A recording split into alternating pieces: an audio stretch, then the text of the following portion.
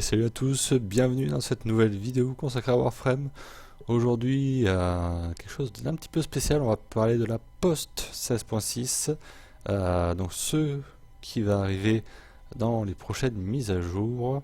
Et pour cela, je me sers notamment des dernières news qui ont été dévoilées par les développeurs.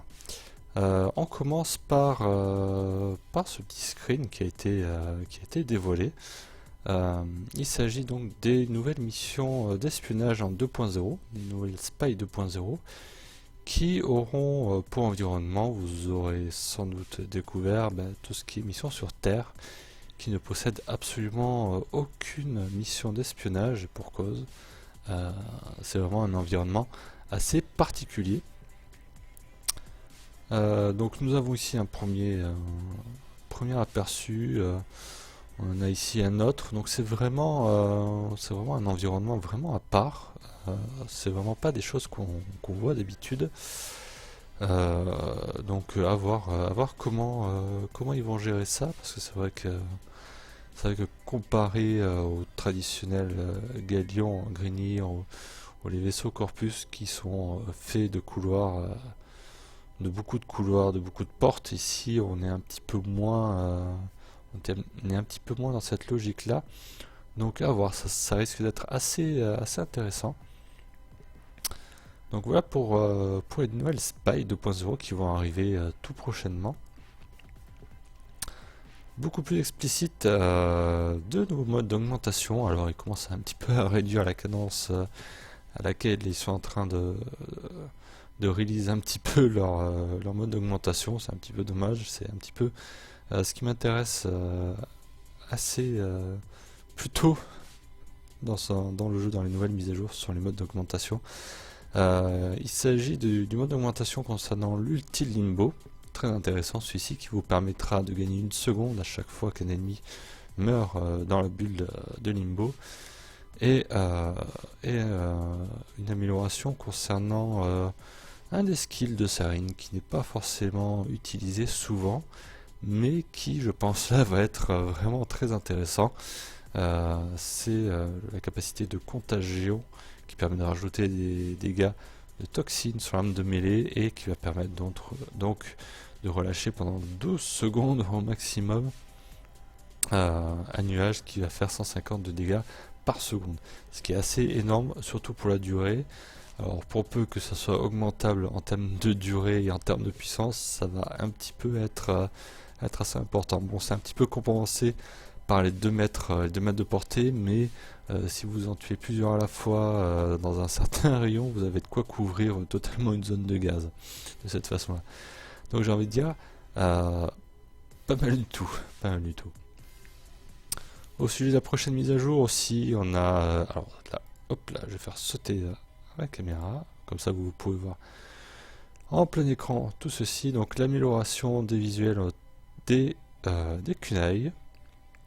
Donc à gauche la version ancienne, à droite la nouvelle version, donc un petit peu plus brillante, un petit peu plus fine côté détail, j'ai l'impression. Donc voilà, meilleur rendu. Un meilleur rendu aussi pour notre Paris. Paris version normale, un arc qui qui est très peu joué, faut le dire, comparé à sa version Paris Prime.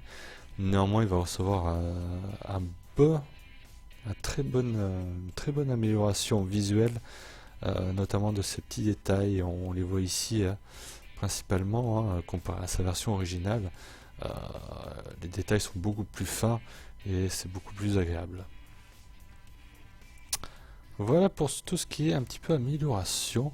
Après, je ne sais pas si ça sera dans un futur très proche ou pas. Il n'y a pas plus d'indices là-dessus. C'est un nouveau mob infesté qui va sortir. Il s'agit du Juggernaut. Alors, comme on voit sur le petit schéma ici, on voit un petit peu l'échelle par rapport à un Tenno. Et on remarque vite que c'est un des plus gros infestés, parce que l'Elephantis est un petit peu plus massif que ça. Néanmoins, ça c'est fait pour, à mon avis, c'est un infesté que l'on qu'on pourra retrouver dans n'importe quelle mission en fait, pas forcément sur un boss. Donc en termes de taille, on va dire que ça doit être un petit peu plus gros qu'un Fauride. Et son design est assez intéressant, faut le dire. Il a un look vraiment plutôt recherché, plutôt à part comparé aux infestés que l'on connaît d'habitude.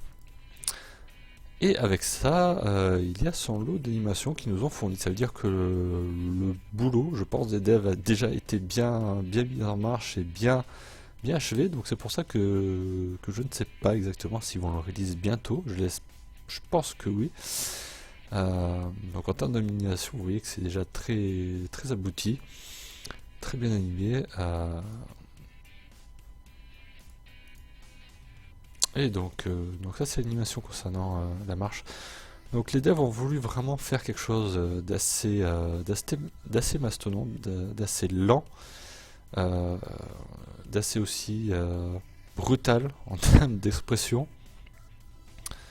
C'est un petit peu à mi-chemin entre du rhinocéros, du taureau, voilà, c'est très bestial, très agressif dans l'âme. Et comme on le voit sur cette animation là, ce sera quelque chose qui ne sera pas au cac comme la plupart des infestés, comme les derniers qui sont qu'ils ont rajouté d'ailleurs, tout ce qui est tar mutaliste, etc. Ce sont des infestés à distance, et celui-ci sera aussi notamment à distance parmi ces attaques là. Alors je dis parmi ces attaques là parce que aussi ils ont diffusé aussi des animations de charge. Donc je pense qu'on aura droit un petit peu aux deux. Un infesté qui sera à la fois sur de la distance, à la fois menaçant sur la distance, et à la fois sur la courte portée.